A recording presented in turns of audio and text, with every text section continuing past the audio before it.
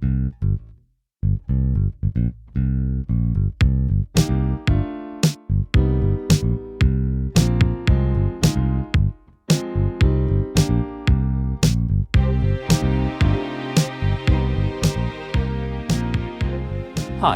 welcome to the Three Tynes podcast.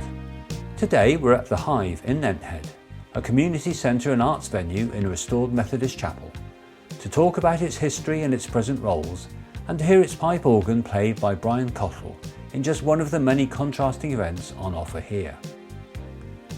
Nenthead is a former mining village in the valley of the River Nent, a tributary of the South Tyne, and high in the Pennines at some 440 metres elevation. It's just inside Cumbria, very close to the borders of both Northumberland and County Durham. The Hive has been beautifully restored and preserves the decorative ironwork and balcony of the original chapel. It's run entirely by volunteers for the benefit of the community, and I spoke to two of the directors, Katja and Mandy, about how the venue supports the people of Nenthead with a wide range of activities, including its role as a venue for an eclectic repertoire of music. You can find out about the events on offer from the Hive's Facebook page or on their website at www.hivenenthead.co.uk. I do encourage you to visit, you will be warmly welcomed. One feature of the Hive that immediately strikes the visitor is its pipe organ, which occupies much of one wall of the venue. I was lucky to be there when the organist Brian Cottle arrived to play an evening's concert. Brian is an accomplished musician whose unusual hobby is to play a pipe organ when he finds one that piques his interest. We talked about his life in music and the ins and outs, literally, of the workings of a pipe organ. This episode includes several familiar classical pieces that Brian played that evening to a very appreciative audience, concluding with a rousing rendition of Jerusalem. The organ, though in remarkably good condition, would benefit from some TLC, but Brian overcame the challenges admirably.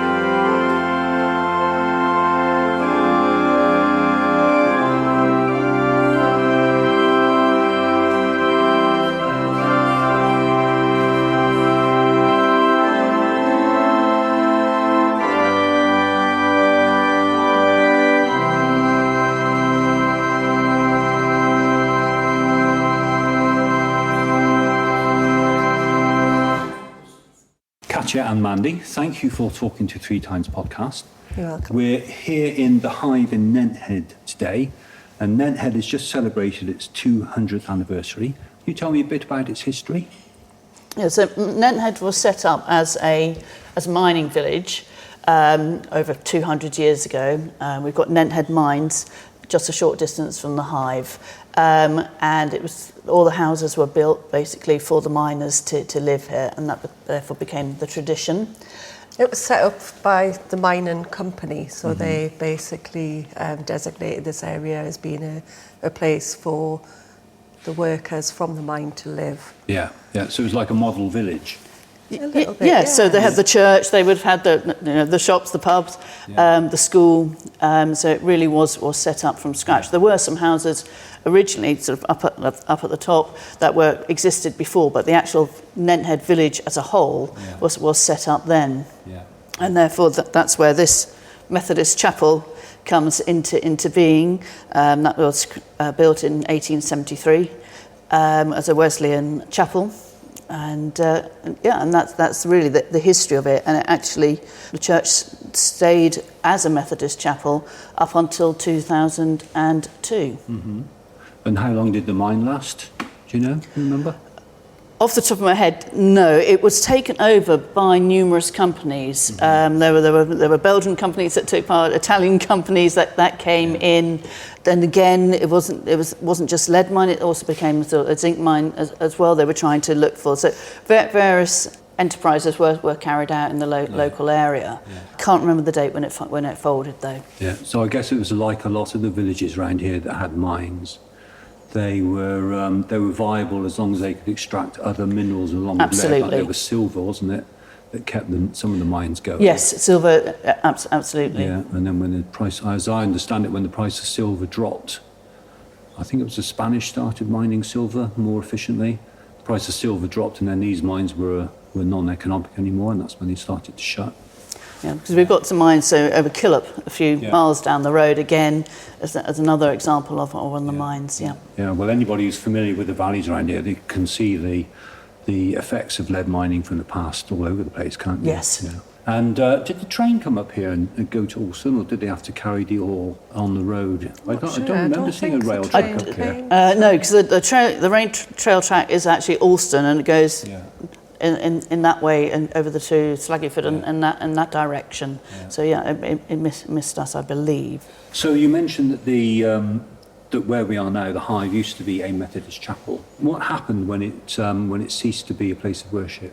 It basically was left to rot. Into disrepair, yes. So I think it was by about 2012, the local community became concerned about its state and then tried to start thinking what to do with it. And it was only in about 2018 that a group got together, this was before our time, got together and put in a bid to the National Lottery Heritage Fund to basically reinstate it, not actually as a church, but as a sort of cafe venue use for the general community.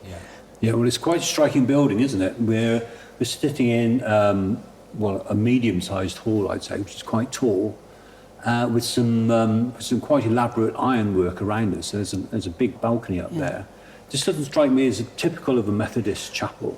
It's still meant to be quite basic. When the last time the Methodists were using it, they actually had a ceiling on it. So they didn't actually have the whole top of it. The idea was with Methodist chapels that it was almost like ringside. You had the pulpit at the front, and then all the way around, the people would be sitting, and even at the top. But I think possibly due to costs, it became too much to heat. So the top half was then sealed off, and then they only used this bottom half. Yeah.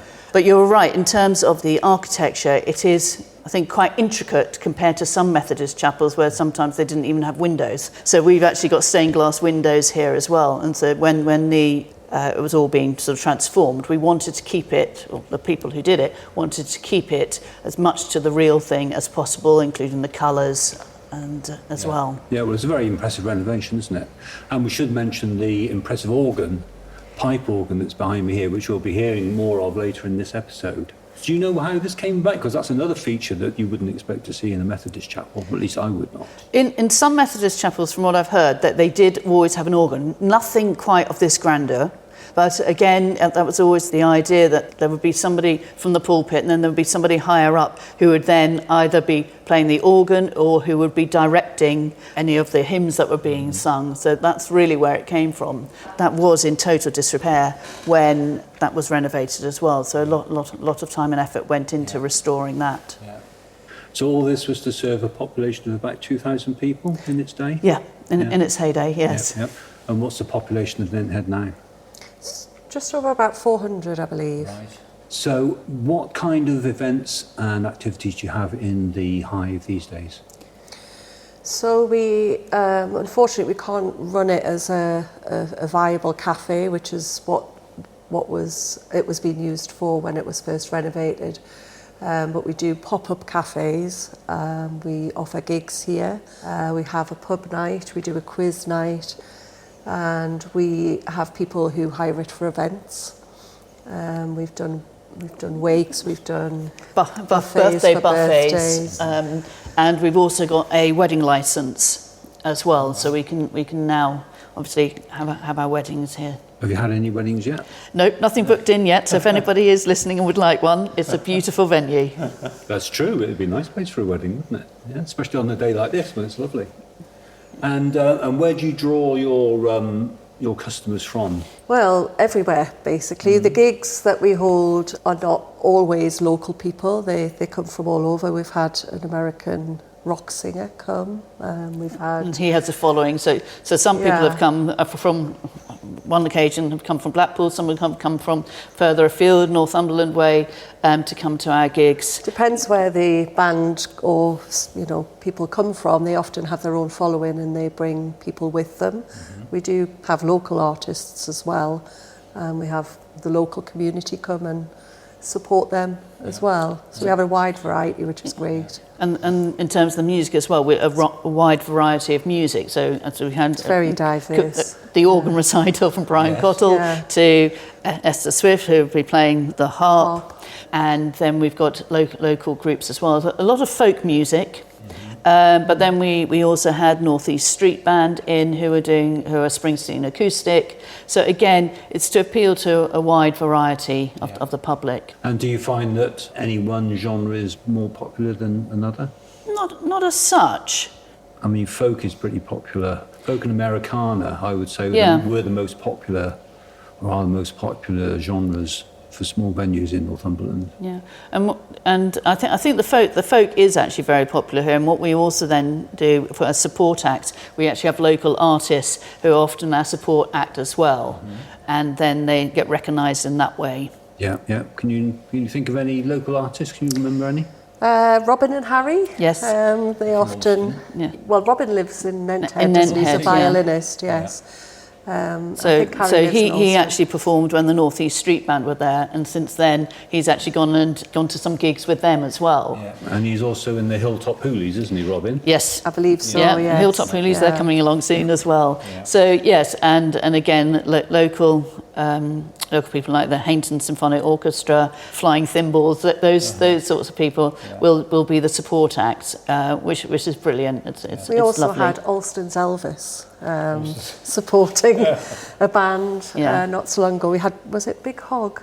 We do have Moore's Music with Ted, who's in charge of that, who actually helps us with getting gigs as well. He's really quite instrumental in getting gigs in from the local area as well. And then other people will contact us and say, actually, I'm interested in having a gig here. And then we put those on as well. So there's a good amount. I mean, at least one gig every month. This month in October, we've actually got 3 coming up. So they're always good events. Yeah. Well, that's excellent. And I believe you've got the Brothers Gillespie coming as well. Yes, we have. They're a regular yearly feature. Yeah. They're great. Yeah. And when are they coming? Because I need to be there. Yeah, they are Saturday the 29th of November. I shall be here then. What plans do you have for the next couple of years? More of the same, hopefully, because now we are operating only as volunteer-led events, so we don't pay staff to run events. Everybody who helps put events on, whatever event it is, are volunteers. So more of the same, providing we can keep the volunteer pool going to make enough money to maintain heat, light, the venue, because it is very costly to run. Providing we can get the people to volunteer and we can continue to run the events, then no, we rely heavily on the volunteers to do that. We as a team, as directors, take on the lion's share. Yeah. And again, it's important for us to keep this place going because it is for the community. That's the key thing here. And whether it is just coming in for a breakfast bap on a Saturday or actually being able to come along to a talk or actually hosting a party here. But it's as much about the local community having somewhere to go because the pub isn't open at the present time. Yeah. You know, we've got quite an elderly community here, so it's important that they do have somewhere to come and meet with other people. We provide a community lunch once a month, which is very, very well attended, in excess usually of 30 people. And over winter we do a warm hub. Yeah, it's a chance for people to come, have a chat and, you know, have some food at a reasonable price, come and just, you know, socialise. And that's very another thing. important. It is the reasonable price is important to us. It's in times of austerity, it really makes sense that we can actually do it. And the fact that we don't have to pay staff means that our costs can actually come down as well. I was just going to say we have been doing some art events, some art workshops, heritage workshops, historical inputs from local people. And again, we're hoping to do a lot more of that as well. Something which we can sustain long term if we can get it off the ground. Yeah. And how do you find access to Nenthead? Because in the winter, I mean, we don't have winters like we used to. No. And, you know, in the depths of January, there is quite often a lot of snow about up here, isn't there? There is. Can So be, yes. there can be. So I would say over the winter month there are less activities happening on a grander scale. But access isn't actually too bad. We are 30 minutes from Hexham, 30 minutes from Penrith, and 10 minutes from Alston. 10 minutes from Alston, absolutely, if that. So in that respect, and to the local villages in the area, so Allendale, it is just a little drive over the moors. So that isn't too bad. And again, in winter, the type of events that we will put on will vary. Yeah. So there won't be so many gigs as such, although we have got some coming up this December. But it will be more sort of your quiz nights or your lunches, or even doing something a warm hub once a week, just so people have got somewhere to come and keep warm.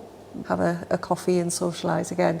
Again, mostly for the locals. In those winter months, it can be quite harsh for some people. So it is.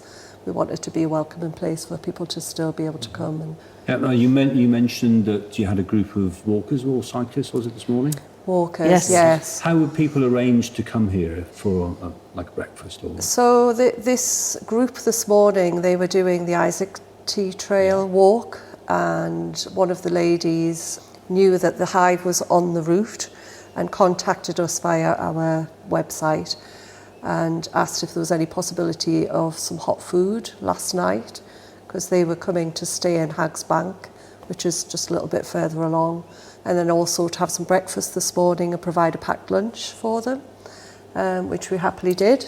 So and provided transport this morning to get them back. Yeah, to and from Haggs Bank. In Nenthead itself, there aren't an awful lot of facilities available in terms of getting hot food at the moment, because venues are closing. So yes, it's important that we try and provide what people want. So if anybody who's passing through would like that kind of thing, how would they get in touch with you? Absolutely. We've got email address on our website, so they can just drop us a line through there. We do have a telephone number on there, and we've got an answer phone. What's the website address? Oh, that's a tricky one. www.hivenenthead.co.uk. And you've also got a Facebook page, haven't you? We have a Facebook page as well. So yeah, we're very happy to accommodate wishes, and especially opening up extra isn't a problem if we've got everybody to do so. And any musicians who want to perform here, and who could blame them, should get in touch by the same route. Yes, we've Absolutely. also got on there again, there's a whole page on the website about hiring the place and contacting the events manager, which happens to be Mandy, and that's how you can contact us, and we're always open to new ideas as well. We do advertise a lot on our Facebook page. People can get through via the messenger facility on Facebook. We get a lot of messages that way. If people want to make enquiries, they can do it that way too. And is there any genre of music that you think would not go down so well here? No, actually, I think we've had a very eclectic, diverse pool of music so far, and I think the more diverse the better, because it brings different people in and they get to see what a fantastic venue it is. And quite often when we also have gigs, we have food trucks coming in as well. So we have a food truck once a month, but sometimes if there's a gig, we'll have an extra one. So it could be anything from Acropolis Greek to Mickey Pizza to a waffle truck. So that's always good. As the nearest takeaway is in Alston. So Yeah, brilliant. Well, I wish you the best of luck. Thank you very much indeed. Thank you.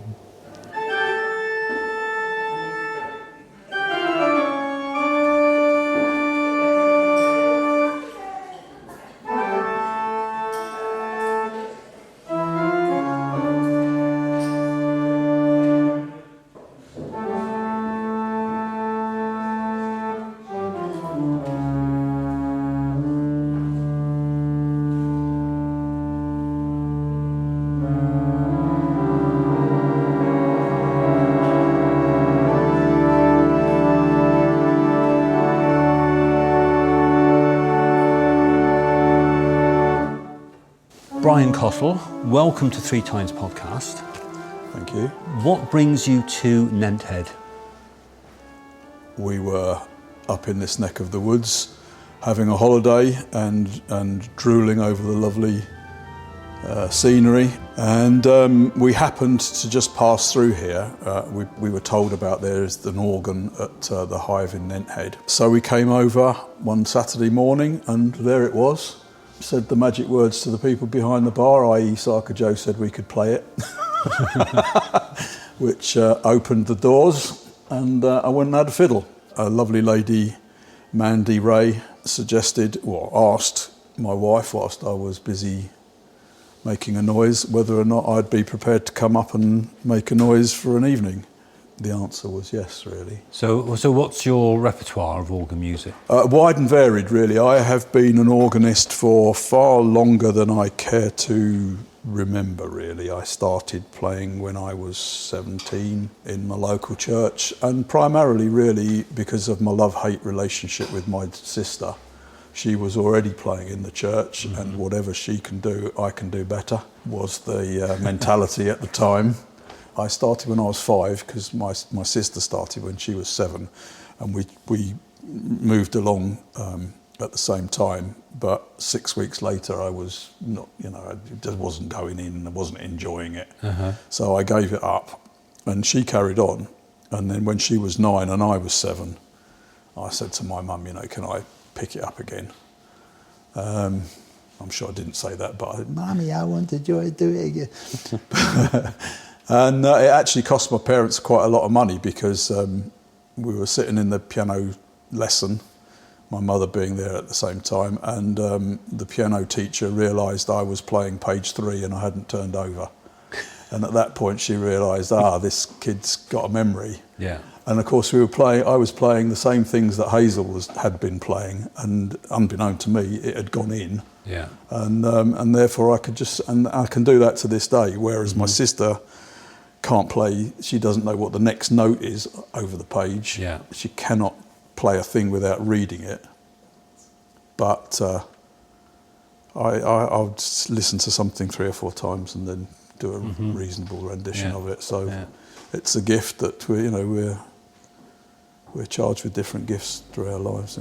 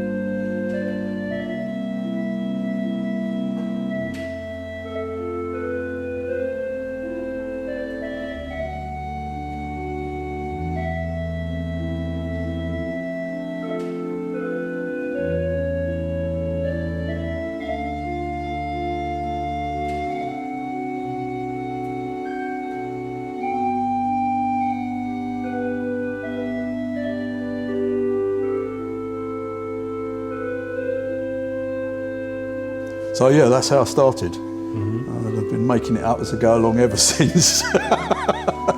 I've progressed since then, right the way throughout my life. It sounds all very self-important, but yes, I have been a director of music, yes, I've been a choir master, yes, I've been organist at a number of churches throughout southern England, which is where we were living at the time. And it's just been a hobby of mine as well. I enjoy doing it, so it's not really been a paid job as such. Yeah. But, my organ repertoire is quite wide and varied, but it largely consists of just the normal stuff that you expect to hear in a church before the service or after the service, Yeah. ranging from soft and quiet to loud and boisterous, really. My other musical side is the piano, whereas on the organ I'm self-taught. I've never had a lesson in my life, albeit I have watched quite a few notable organists just to see how they do things, and blatantly copied them. Yeah. But on the piano, I've done all my grades, did my grade 8 and all the ones up to it. And I was doing what's commonly known as your letters, your degree after that, to become an associate member of one or other of the schools of music. But I was also doing a teaching degree at college, and I gave the piano up so that I could swill beer in the student union on a Tuesday night rather than go in and practice it or go to the lesson.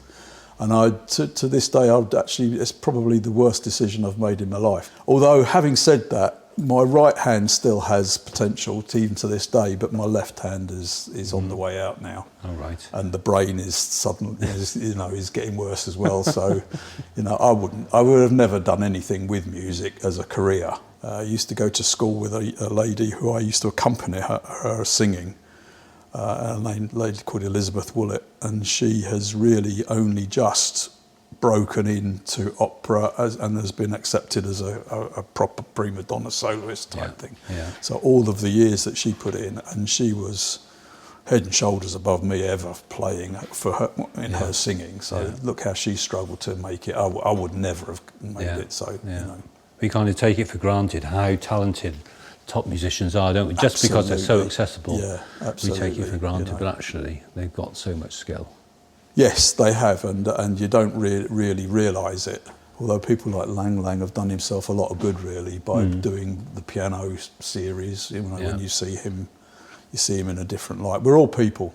We're just all normal people. So what is it you enjoy about playing the organ so much that you travel around the country and as you find one, you feel compelled to play it?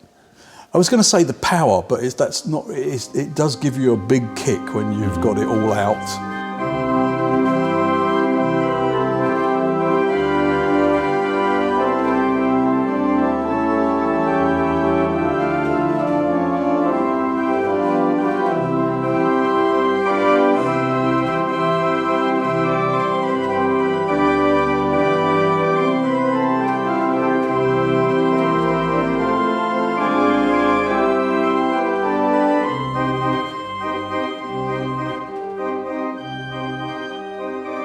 But equally, and at the other end of the scale, to play something nice and slow and soft and bring the tune out, the range of stops that you can get really dictates whether the organ is good, bad or indifferent, really. I mean, organs have been designed and built for purposes, and some organs you get are just purely accompaniment instruments. I played an instrument, doesn't matter where it is, Ramsgate somewhere I think, that had 4 manuals, keyboards, plus the pedals down below, and it only really had something like about 2 or 3 stops per manual.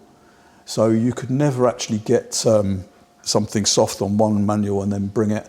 It was purely an accompaniment machine. Whereas others, you can get just a 2 manual machine that's got 40 odd stops on it, and yes, it's got the also ran the soft stuff for the chords and whatever, but it's got a range of different solo instruments that you can bring out over the top, and you can then play it as an orchestra, really. So and it is that finding out what it's got, what it hasn't got is the fun part for me. But so the stops, if I can interrupt you there, the stops for people who, like me, don't know very much about organs, they bring different sets of pipes into play. Music back in the whenever it was, you used to have a guy on a lute picking strings. You used to have a guy on a recorder blowing down a tube. And from that has come the piano of, well, first and foremost, the harpsichord of plucking the strings, but albeit with a keyboard. But you can't get any light and shade out of that. So then some bright spark came up with the hammer to hit the string, and the hammer can be hit hard or it can be hit softly, depending on your fingering prowess. So that's really where the piano went through, and the organ is a spin-off of the recorder, because basically what you've got is an awful lot of recorders up there. You've got one tube, one pipe per note, and they're all different noises. You've even got pipes that have what's called reeds in them, like a clarinet, where the air goes over and makes the reed vibrate. But mostly it's just like a blowing over the top of a bottle. When you do that, you get that sound resonating from it. And the longer the pipe, the deeper the note, and the diameter of the pipe makes a difference. And therefore you get different types of recorder, but they're all basically recorders. So that's really where it's from. Stops are to stop a sound being made. So it's actually sort of reverse from what people mainly think. If you have all the stops out, then all of the pipes will sing, or have the ability to sing. The air is passing, could potentially pass them, and when you press a key down, it's a series of levers. It will open a valve and the air goes up the pipe and blows over the edge of the bottle, so to speak, the lip, and then it sings. And when you push the stop in, you've actually stopped that particular set of pipes from singing. So that's why they're called stops. But in effect, if you want something to happen, you have to pull the stop out. You've got 3 organs up there. You've got a swell organ, a grand organ, or a great organ, and then you've got the pedal organ as well. And they're all separate. They've all got their own wind supply from a big bellows that's hid in there. And the great organ is the normal one on one of the keyboards, and it's got its own set of pipes that sing. The swell organ is actually in a box with louvers in the front, and as you push the pedal, there's a volume pedal down there, you open those louvers, which effectively allows more sound to come out. And the pedals are just a separate keyboard down below your seat, and you just push them with your feet, and you have to do that all at the same time. And turn the music over. So, correct me if I'm wrong from what you said, the swell organ part of it is about controlling the volume that you're playing at. Right. Absolutely, but on the great organ you will have a set of soft pipes, soft voice, soft stop. Then you'll have a medium stop and a louder stop and a louder stop, and depending on how big the organ is, that's when you start talking about a big organ. It's not actually the size of the physical case. It's the size of how many ranks of pipes it's got in it. Each voice is a different... So we've got 23 pipes here, is that right? I counted them on the... 23 pipes I can see. No, there's only actually... there's only 8 singing voices on that. Then there's 9 because you've got one on the board and on the bottom on your pedals. But you've also got what's called couplers. So you can pull a lever out, or what looks like a stop. You pull that out and you can physically connect the swell organ to the great organ, so that you only actually have to play the great organ. And in some cases, a lot of cases, if you've got what's called a tracker action, the keyboard on the swell will actually be, you can see it being played. So I can press a note down on that one and that one will go down. All right. Yeah. I can also couple the pedals into either the great or the swell via a coupler. So it's not the number of knobs it has, it's just what they all do. So hence you can boost the amount of oomph you get out of the pedals by connecting it to one of the other keyboards. So each organ that you come across will have its own way of being played. And absolutely. Well, they all played the same way, sort of thing. But yes, they're all different rank of stops. So yes, you could, if you're lucky enough to have a reed on the swell, like a trumpet or a horn, but you can have a quieter stop on the great. You can actually put a chord down on the great, the pedal down on the pedal board, so you've got a nice bass and a stable chord. And then you can be playing this trumpet above, using the volume pedal to swell it and to close it down. And then you get a nice tune out of it, and you get a bit of light and shade out of it. So, it's not all just pull everything out and just go for it, although doing that is rather good. Are you playing any pieces tonight where you go all out for it? Absolutely, yeah. But yes, there will be light and shade. You know, I'm planning on playing some nice soft pieces on it.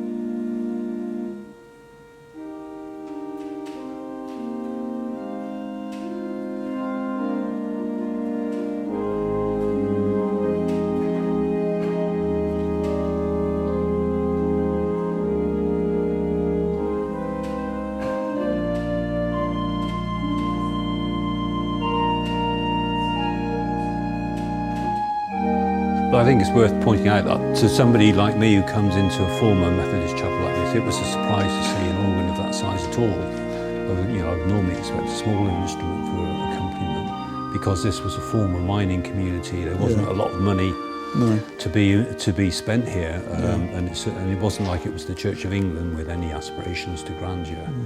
So I was pleasantly surprised to see the instrument here in the first place. It has a lot of space to fill, and especially if you've got bodies in it or wearing coats as such, it all gets eaten up quite a lot. So yes, the amount of oomph that it needs is, but yeah, it's a nice instrument. It's a nice instrument.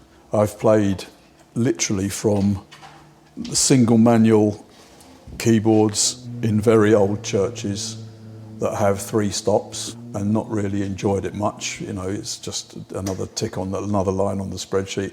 I've equally played that one out in Reeth, was it? That was a lovely, just gorgeous machine. Single manual again, which limits what you can do. But yeah, it had a range of stops on it, from really nice and soft right up to the very loud and bright, all on the one keyboard. So the range of music you could play on it was far expanded, albeit you couldn't actually pick the tune out. This is where if you get the second manual, you can have something else on the lower and something else on, and the solo instrument on the top, as it were. So. And when you say manual, that's like that's a keyboard. It's just another name for a keyboard. The reason you have that is because when you're playing a complex piece, none of which I should be playing this evening, but if you have a complex piece and you suddenly want to go from big boomy sound down to nothing quickly, you don't have enough arms available to change the stops. You can just basically go from one keyboard to the other straight away, and just in the lifting of your hands, you've gone from loud to soft. Right. If you've preset your stops for the swell being soft, the great being loud, and then you go back onto the smaller one, and it's instant. In the more modern organs these days, they have what's called a capture system. A little range of thumb pistons, thumb buttons underneath the keyboard, so you can be playing along and you can just hit number 3, and then you've preset number 3 to a particular set of stops. So by hitting that, it just changes all of it. And I mean, the very, very modern instruments now have 128 channels, so each performer could come along and set up a channel of their own for a particular performance. So yeah, it's complex. It's complex, and the more complex it is, the more interesting it is. But the actual playing techniques are all pretty much the same. And when you go to an organ and you just have a brief look at the jams to see what stops they've got, you'll recognise the same names over and over again. So that's where we're at, really. Good. I'm looking forward to it. I don't know what's going to come out, and hopefully you'll enjoy it. But I know I'll enjoy doing it. Brian Cottle, thank you very much. Thank you. Thank you. It's been a pleasure.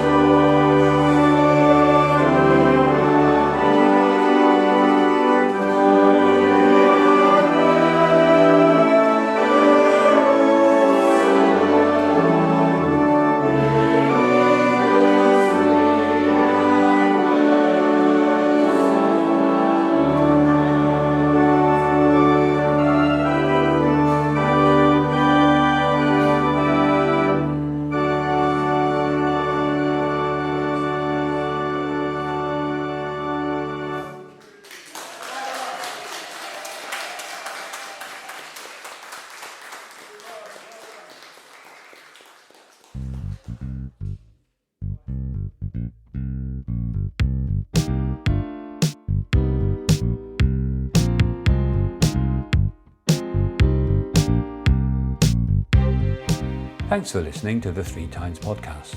I hope you enjoyed this episode. Please subscribe and tell your friends about it.